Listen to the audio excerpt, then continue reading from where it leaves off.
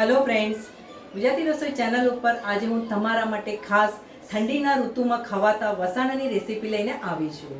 हाँ मित्रों, आज हूँ तमने गुंदરના लाडू केवी रीते बनाववाना एनी रेसिपी बतावी रही छुं। तो चालो मित्रों, वधारे वार न करता आ रेसिपी करवा मारा जोड़े मारा किचनमां।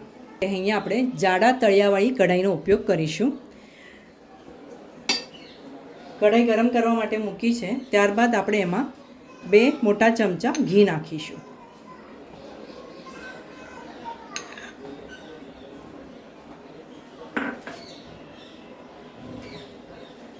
मित्रों, घी गरम थाय कि आपणे आ रीते गुंदर लेवानो छे। अहींया मैं 100 ग्राम गुंदर लीधो छे। त्यारबाद आपणे एने थोड़ो थोड़ो करीने धीमा गैस उपर तળી लेवानो छे।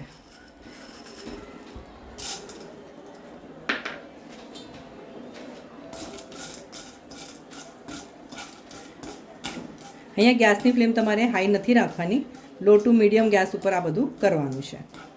गुंदरने આપણે ઘીમાં નાખીએ ને આ રીતે, ત્યારબાદ એ ફૂલવા માંડશે આ રીતે, એટલે આપણે થોડો થોડો કરીને એને તળી લેવાનો છે। જુઓ, તમે જોઈ શકો છો આપણો ગુંદર સરસ તળાઈ રહ્યો છે અને ફૂલશે પણ હજુ। ગેસની ફ્લેમ અહીંયા આપણે લો રાખીશું।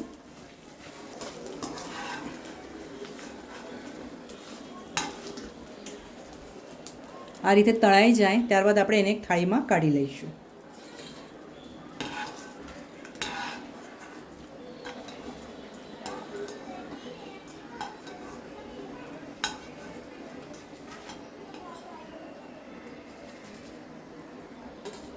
બાકી રહેલો પણ ગુંદર આપણે નાખી દઈશું। તો ગુંદર તળાઈ ગયા બાદ આપણે આ રીતે એને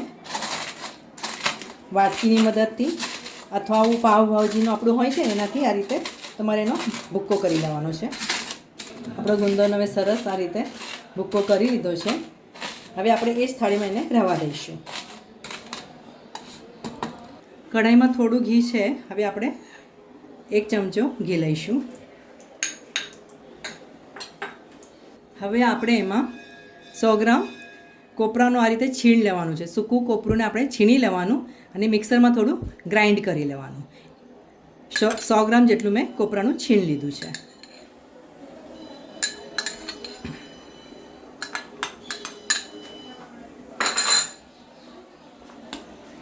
કોપરાનું છીણ પણ તમારે ધીમા ગેસ ઉપર આ રીતે શેકી લેવાનું છે। 1 થી 2 મિનિટ જ શેકજો। મિત્રો, ગુંદરના લાડુ બનાવતી વખતે મેં 100 ગ્રામ ગુંદર લીધો છે, 100 ગ્રામ કોપરાનું છીણ લીધું છે, 300 ગ્રામ ઘી લીધું છે અને 300 ગ્રામ ગોળ લીધો છે। 1 મોટો ચમચો ખસખસ નાખીશું। 1 મોટો ચમચો બદામનો આ રીતે બારીક ટુકડા કરીને નાખીશું। કાજુ પણ તમારે એ જ પ્રમાણમાં લેવાના છે, એનો પણ આ રીતે તમારે ભૂક્કો કરી લેવાનો છે। અને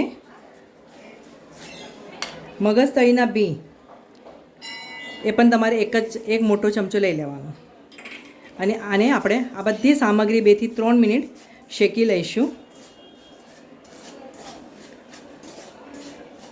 મિત્રો, બદામ અને કાજુના ટુકડાને તમે જો બારીક આ રીતે ઝીણા સમારો નહીં અને લાંબા લાંબા ટુકડા કરીને નાખશો ને તો પણ ચાલી જશે।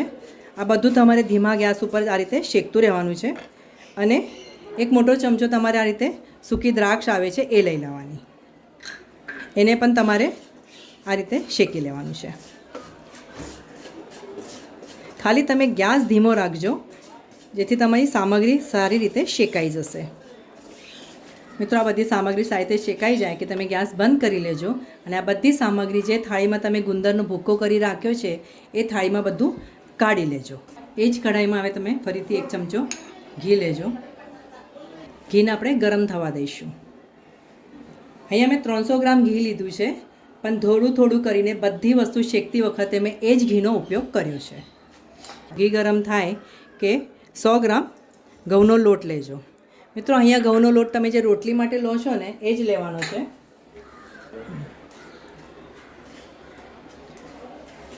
મિત્રો, ગુંદરના લાડુ બનાવતી વખતે ઘણા લોકો કરકરા લોટનો પણ ઉપયોગ કરતા હોય છે, પણ મેં અહીંયા ઘઉંનો જે નોર્મલ રોટલી બનાવતા લઈએ છીએ ને એ જ લોટ લીધો છે।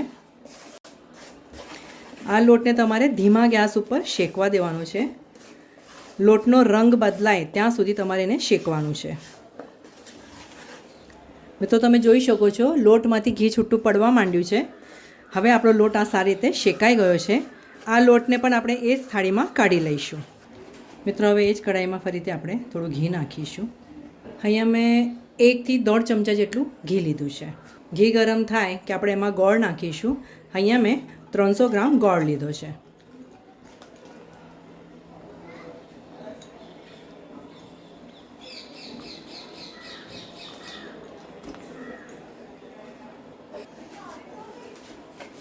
ગોળ તમારે ઘીમાં સારી રીતે ઓગળે ત્યાં સુધી મિક્સ કરવાનું છે. ગોળ ઓગળવા લાગ્યો છે. મિત્રો અહીંયા જો તમને ઓછું ગળ્યું ખાવું હોય ને તો 300 ગ્રામના જગ્યાએ 250 ગ્રામ ગોળ લેજો.